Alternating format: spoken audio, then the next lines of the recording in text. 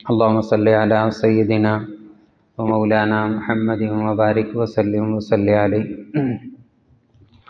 عن ابی ذر رضی اللہ تعالیٰ عنہ قال قال لی رسول اللہ صلی اللہ علیہ وسلم یا ابا ذر لن تغدو فتعلم آیۃ من کتاب اللہ خیر لک من ان تصلی 100 رکعۃ ولأن تغدو فتعلم بابا من علم عمل به او لم يعمل خیر من ان تصلی 1000 رکعۃ او کما قال علیہ الصلاۃ والسلام. حضرت ابو ذر رضی اللہ تعالیٰ عنہ سے روایت ہے، فرماتے ہیں کہ ایک مرتبہ رسول اللہ صلی اللہ علیہ وسلم نے مجھے فرمایا، لی رسول اللہ صلی اللہ علیہ وسلم نے خاص انہیں کو فرمایا کہ یا ابا ذر، اے ابو ذر، لن تغدو فتعلم آیۃ من کتاب اللہ، اگر تم صبح کرے یا کہیں بھی جا کر اللہ تعالیٰ کی کتاب میں سے ایک آیت سیکھ لے. فتعلم آیۃ من کتاب اللہ، قرآن مجید کی ایک آیت تو سیکھ لے صبح کے وقت میں، تو خیر لک، یہ تیرے لیے بہتر ہے، ان تصلی 100 رکعۃ، کہ تم 100 رکعت نماز نفل پڑھے. 100 رکعت میں اگر کم از کم وقت لگا لیا جائے تو 1 گھنٹہ تو لگ ہی جائے گا. 100 منٹ نہ لگائے جائیں، کم 60 منٹ ہی لگا لیے جائیں تو 1 گھنٹہ تو لگ گیا. تو کسی ایک آیت کی سیکھنے پر تو 1 گھنٹہ نہیں لگتا. تو کیا نکلا کہ رسول اللہ صلی اللہ علیہ وسلم جو علم لے کر آئے ہیں، اس علم کی کتنی فضیلت. اور جو پورا قرآن مجید سیکھے، پورا قرآن مجید پڑھے، پورا قرآن مجید پڑھائے، تو کیا کہنے اس کے اجر کے.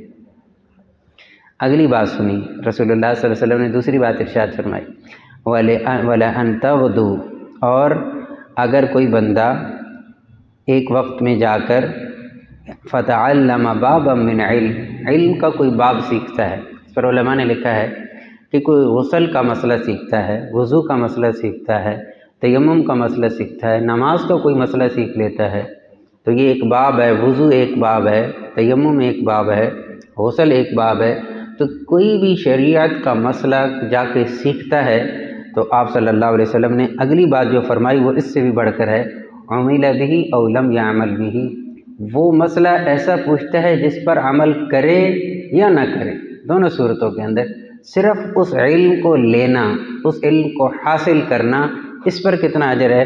رسول اللہ صلی اللہ علیہ وسلم نے فرمایا خیر من ان تصلی 1000 رکعۃ، 1000 نماز نفل پڑھنے سے بہتر ہے. کہاں 1000 رکعت نماز نفل، ہم تو 4 رکعت فرض نہیں پڑھتے، 1000 جان کی دور کی بات. تو ایک باب سیکھنا، ایک آیت سیکھنا کتنا بڑا فضیلت کا حامل ہے. تو اس لیے ہمارے اندر نا اس چیز کا جذبہ پیدا ہونا چاہیے کہ کم از کم درجہ کیا ہے کہ میں جو نماز پڑھتا ہوں اس سے متعلق جتنی چیزیں ہیں ان کے فرائض کا علم مجھے ہونا چاہیے. کون سی ایسی چیزیں جس سے میرا وضو ٹوٹتا ہے، کون سی ایسی چیزیں جس کے جو چیزیں نہیں کروں گا تو وضو نہیں ہوگا. غسل کے مسائل، وضو کے مسائل، نماز کے مسائل اور دیگر مسائل ہیں. ہر چیز کا سیکھنا، تو اس نیت سے سیکھا جائے تو کتنا اجر ملے گا. اور ایک روایت کے اندر تو رسول اللہ صلی اللہ علیہ وسلم نے یہاں تک فرمایا من غدا الی المسجد لا یرید الا ان یتعلم خیرا، کوئی بندہ مسجد میں آتا ہے صرف اس نیت سے کہ میں کوئی خیر کی بات سیکھوں گا، کوئی اچھی بات، کوئی نیکی کی بات سیکھوں گا، تو رسول اللہ صلی اللہ علیہ وسلم نے یا سکھاؤں گا کان لہ کاجر حاج تاما حجتہ، تو اس بندے کو ایک حج کرنے کا مکمل ثواب ملے گا. تو اللہ رب العزت ہمیں یہ جذبہ نصیب فرمائے. اور یہ کس پر ہے؟ قرآن اور حدیث کے علوم کے سیکھنے پر ہے، یہ کسی اور چیز پہ نہیں ملے گا. اللہ رب العزت ہمیں اس کی سمجھ بھی نصیب فرمائے، عمل بھی نصیب فرمائے. سبحان اللہ وبحمدہ، سبحانک اللہم وبحمدک، نشہد ان لا الہ الا انت، نستغفرک ونتوب الیک. سبحان ربک رب العزۃ عما یصفون وسلام علی المرسلین، الحمد للہ رب العالمین. جزاک اللہ.